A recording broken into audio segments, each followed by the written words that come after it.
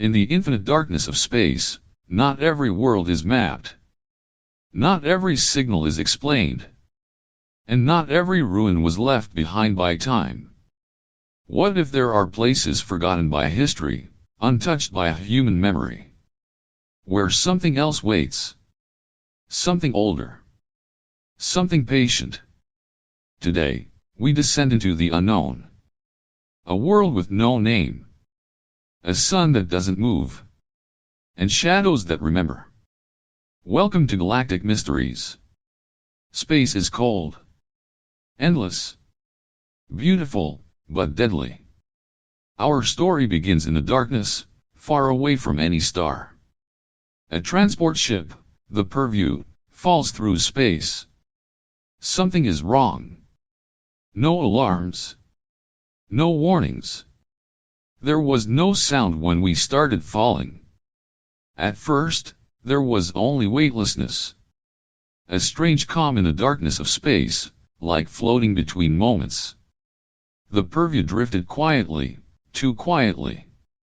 The usual hum of engines, the soft vibrations through the hull, they were gone. Silent. Dead. No alarms. No orders over the COMM. Just the stillness pressing in. And then, it came. A sharp jolt, invisible hands grabbing at my chest as inertia snapped back. The harness dug into my shoulders as I slammed hard into it, and the ship tilted violently. Emergency lights flickered, thin strips of pale red lining the walls, casting strange shadows that danced like ghosts. Gear drifted loose around me, some tumbling past, some colliding against the bulkheads, all moving wrong as if gravity itself forgot how to behave. I tried to steady my breathing, forcing my mind to focus.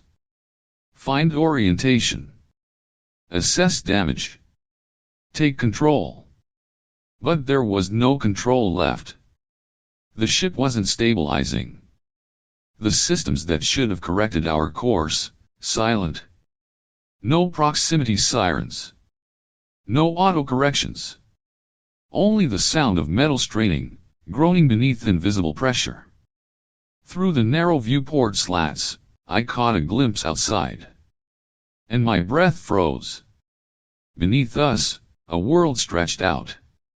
But no oceans, no clouds. Just endless dunes, pale and smooth, curving like a vast wasteland with no name. It looked dead. Yet there, breaking the surface, were the bones of something massive, skeletal structures so huge, they seemed natural at first. Mountains, maybe. But something about the angles, the symmetry. They weren't natural. Then, the ship shuddered. The artificial gravity snapped violently back on, slamming me into my seat with a whip-crack force. My ears popped. My chest felt crushed. And before I could even move, impact. When I opened my eyes, the world was dust and silence. I lay face down, cheek pressed to warm sand. The taste of metal in my mouth. Blood, maybe. The air felt thin, breathable, but hollow, like something vital had been stripped away. Slowly, painfully, I pushed myself up. My ribs ached. My head spun. Around me, the desert stretched flat and wide, pale under a sky that looked far too empty. What remained of our ship was broken, scattered like bones torn apart by something unseen. The main hull half buried, blackened, groaning softly as metal cooled. Debris strewn in every direction, pieces half swallowed by the dunes. Bodies lay nearby. Some still. Some shifting weakly. 40 of us had boarded. Now, 7 breathing bodies remained. The silence pressed close. Not the normal kind of silence this one felt, delayed. Like sound moved slower here, reaching you a moment too late. I ran a hand down my pressure suit, checking seals.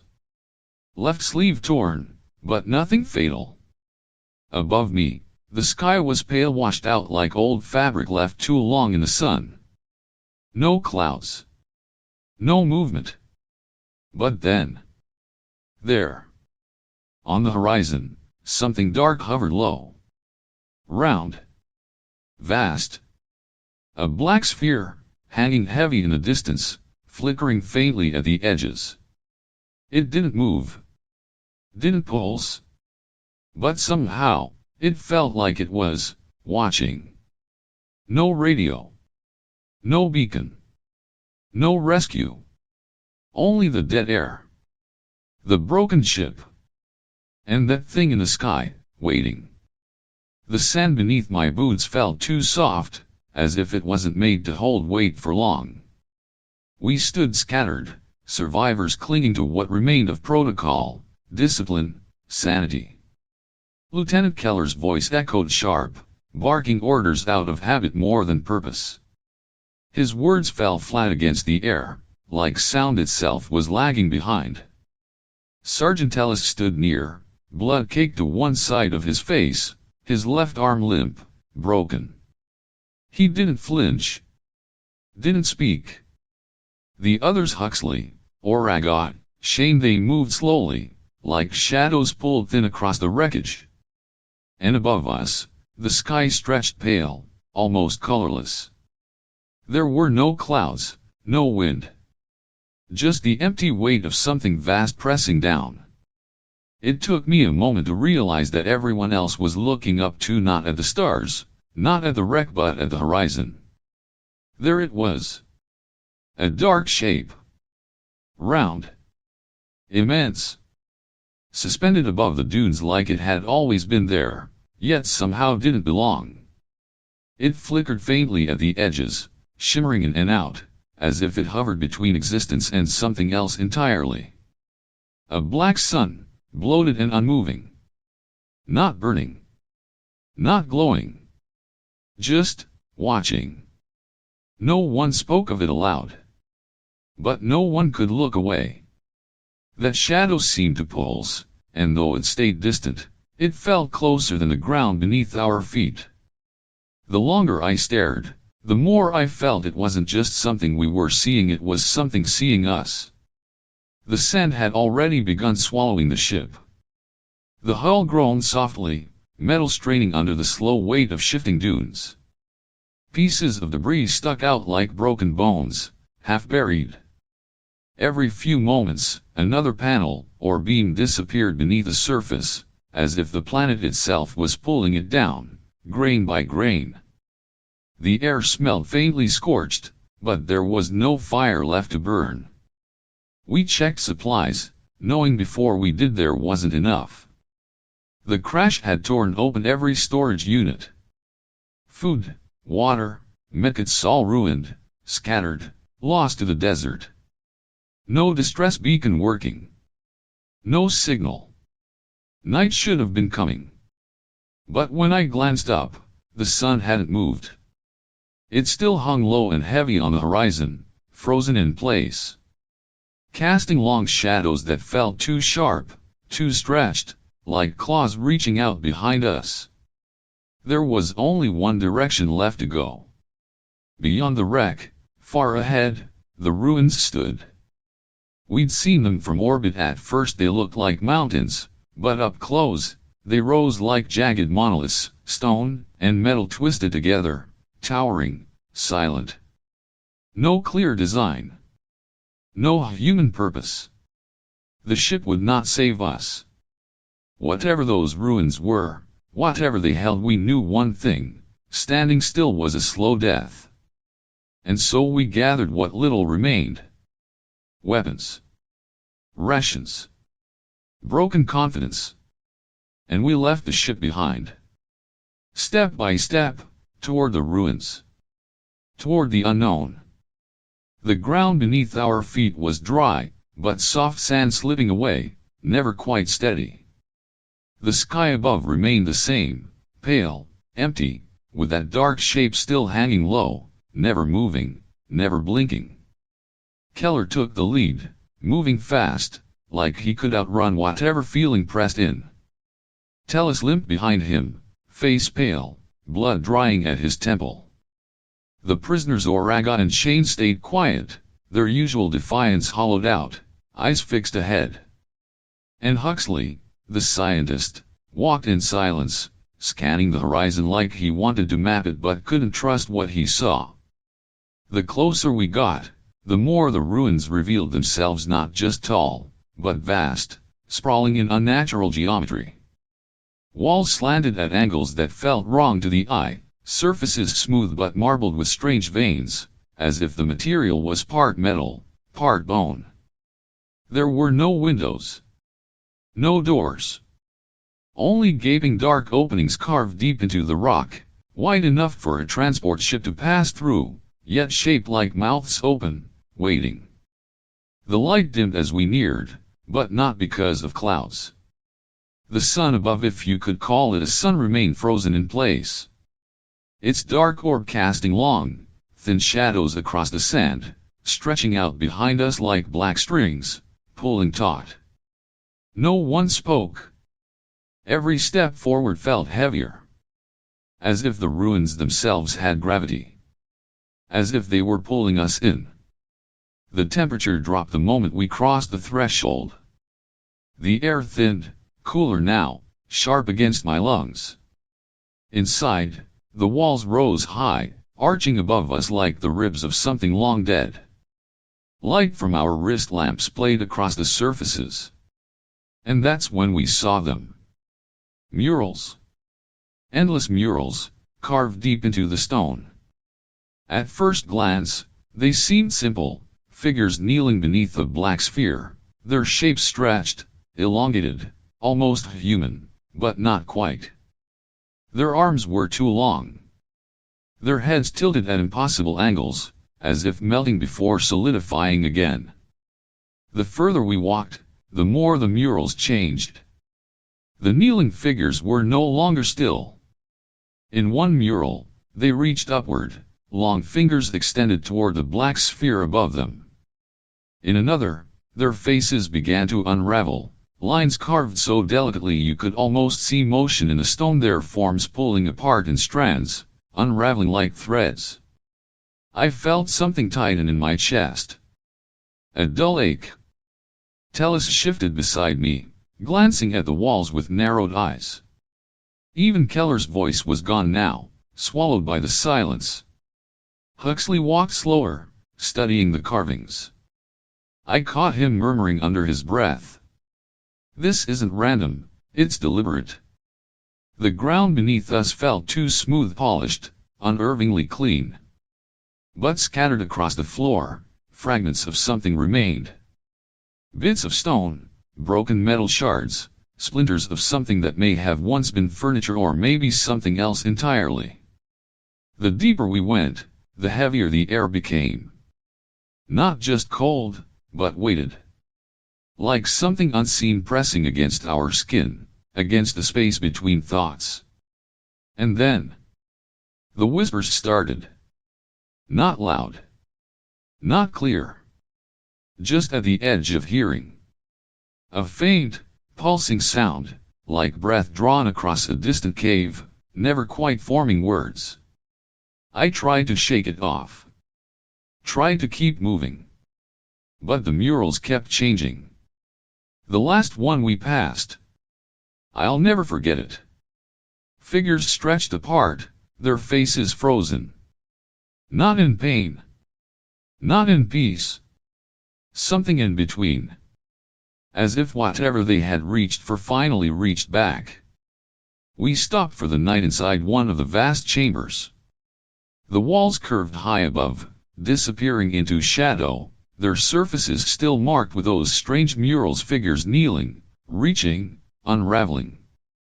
There was no sound except for the faint scrape of gear, the soft rustle of sand caught in our boots. No distant wind. No shifting metal. Even the air felt still, unmoving. We set up camp in a rough circle, weapons stacked nearby, packs pulled close like a last defense.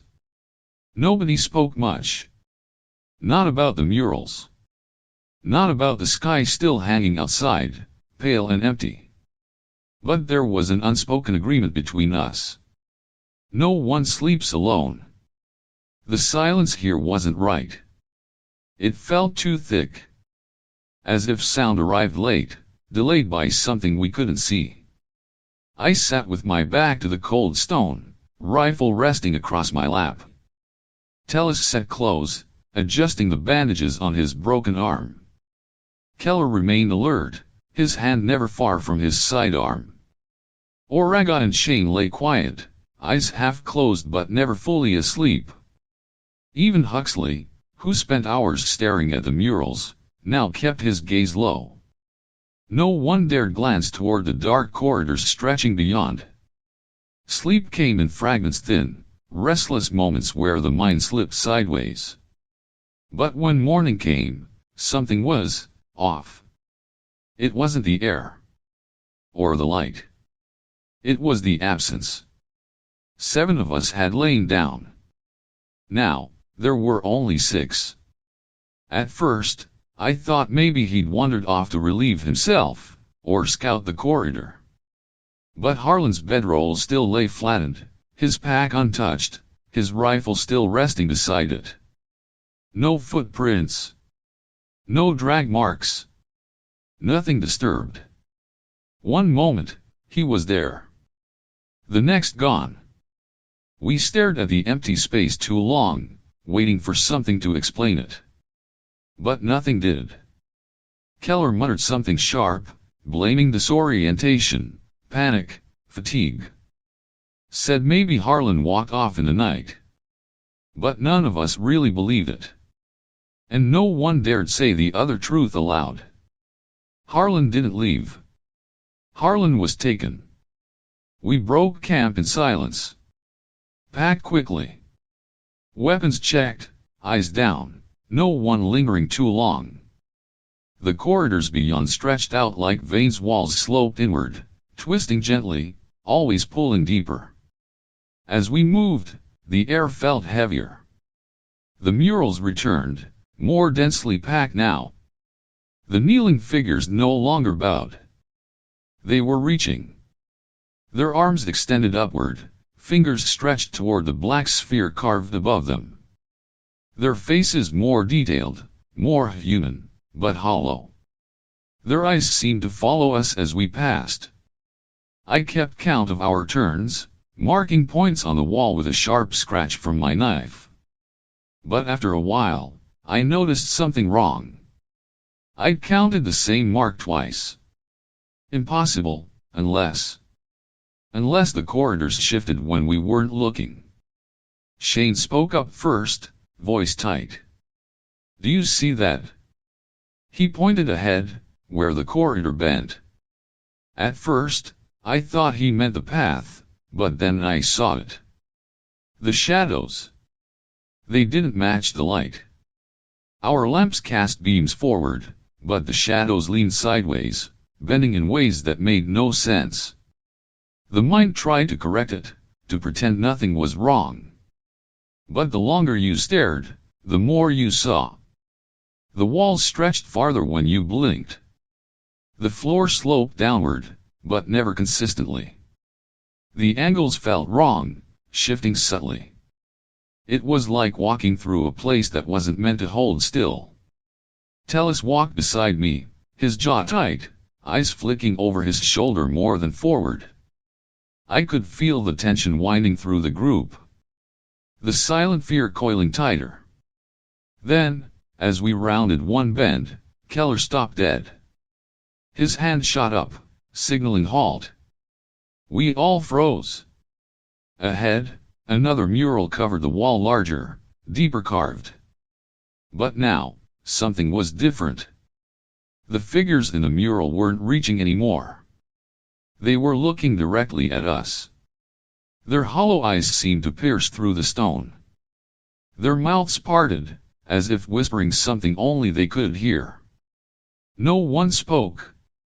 We stood there, breath held, caught between moving forward or turning back. But there was no going back. The ship was gone. Harlan was gone. And whatever this place was, It wasn't finished with us yet. The corridor narrowed as we pushed forward. Walls leaning in, the air thinner. Our footsteps echoed too long, the sound bending like it traveled a second too late. No one spoke anymore. The silence pressed too tight. Every turn felt heavier, the weight of something unseen following close behind. Then, we reached it. The corridor opened suddenly. A vast chamber stretching wider than anything we'd seen. The ceiling curved high above, arching like the inside of some massive ribcage. The walls gleamed faintly, metal veins running through stone like a web of circuitry. At the center of the room stood something else. A machine. Or at least, something that looked like a machine. Layer upon layer of concentric rings, some half buried, others rising tall like vertebrae from a long dead thing. It wasn't rusted. It wasn't broken. It was alive. Parts shifted subtly, recalibrating, turning in slow, deliberate movements. As if aware of us standing there. Huxley moved first, stepping toward it, hand outstretched but not quite touching. His voice came low, almost a whisper. This isn't just old. It's running. I felt it then. A soft vibration beneath my boots. Not natural. Not tectonic. A pulse. Like something waking up beneath the ground. Tellus gripped his rifle tighter, his breath quick and shallow. The others stood frozen, caught between fear and fascination.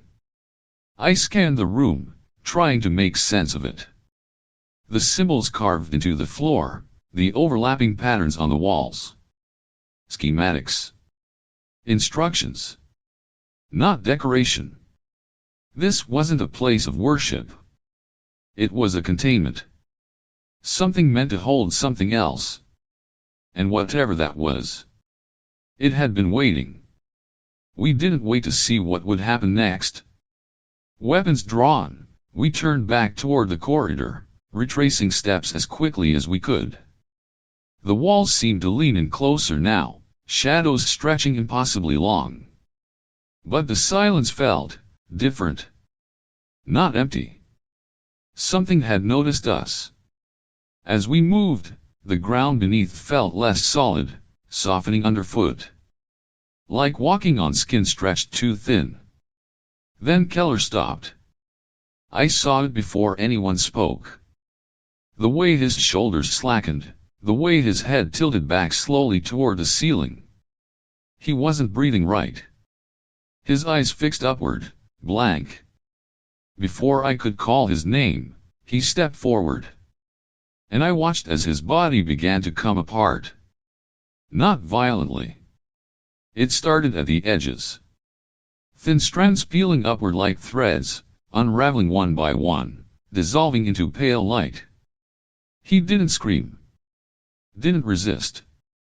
Just drifted upward, piece by piece, drawn towards something above us we couldn't see. We froze, helpless, until there was nothing left but empty air. Then Oraga stumbled back, swearing under his breath, eyes wide. Shane grabbed his arm, but I could see it spreading to him too. Their shapes starting to blur, outlines thinning. Panic hit like a sharp crack. We ran. Not toward safety, there was none. But away from the walls closing in, away from whatever force had decided we no longer belonged to ourselves. The corridors twisted.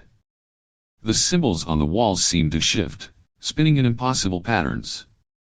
Huxley tripped, his hand scraping the floor, eyes wild. It's rewriting, he gasped, voice breaking. This place. It's rewriting us. Tellus stayed close beside me, jaw clenched tight, breath shallow. I could feel his pulse racing without even touching him. Behind us, Oraga stumbled once more. And like Keller, he fell upward, unraveling strand by strand into the dark. Shane shouted, but the sound cracked halfway, swallowed before it reached the walls. One by one, they slipped away. And something told me we hadn't reached the deepest part yet. The corridors behind us no longer felt solid. Every step felt like walking on something that shifted just beneath the surface, soft, unstable, like skin stretched over something vast and breathing. The symbols along the walls no longer stayed still. They twisted when you blinked. Patterns breaking apart, reforming before your eyes could follow. We kept moving, faster now. Breath shallow. Weapons forgotten. But the air felt thicker. Every corner of the ruin pressing in, the weight of something immense folding the space around us. Tellus stayed beside me, eyes sharp but strained. Huxley lagged behind, muttering under his breath, his fingers twitching as if holding onto invisible threads. Then, without warning, the ground beneath trembled. Not violently. Not natural. It was like something below us had shifted, something vast turning its attention upward. Ahead, the exit was nowhere in sight. Only endless corridors stretching out, bending slightly wrong, curving inward as if the ruins themselves were folding over. Then Shane stopped. Frozen mid-step, his body rigid. He turned slowly, eyes unfocused. And before anyone could reach him, his body began to pull apart. It wasn't like tearing. It was delicate, almost gentle. The edges of him thinning, strands lifting upward like smoke, unraveling in the air. His face held no terror. Only something empty. Tellus moved toward him, but too late. The last filament of Shane vanished into nothing. Huxley let out a sharp breath, falling to his knees, hands clutching at the floor like it might anchor him. But it wouldn't. The silence pressed too tight now. The air around us vibrating, like a sound beneath sound, one we could feel more than hear. The black sun outside no longer stayed distant. It felt close. So close, I could feel its weight behind my eyes.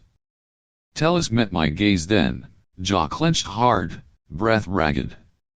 I wanted to say something. Anything. But there was nothing left to say. His hand gripped his rifle tight. Then loosened. And before I could blink, he too began to unravel. No struggle. No scream. Just the careful, perfect dismantling of who he had been, piece by piece, rising upward like strands of light swallowed by the sky. I stood alone now. The walls around me no longer holding shape. The corridors curling inward, the air vibrating like the surface of water about to break. Huxley's breath came in sharp gasps behind me, his voice a thin whisper. I don't want to go. But he already was.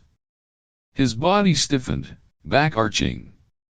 Then slowly came apart, dissolving into long, pale filaments reaching toward something far above. And I felt it. The pull. The thing behind the black sun. Vast, unknowable, patient. Not a god. Not a machine. Something older. Something that had always been there, waiting. My hands trembled. Not from fear. But from the inevitable. The ground beneath me faded. I could feel my form stretch, thin strands pulling loose, lifting. There was no pain. No resistance. Only the quiet understanding. We had never been meant to leave. Piece by piece, I came undone. Threads of who I was spiraling upward, joining the others, dissolving into something far larger than myself. And as the last strand of thought slipped free, I finally saw. The ruins weren't ruins. They were a doorway. And we were always meant to pass through. We came looking for answers. What we found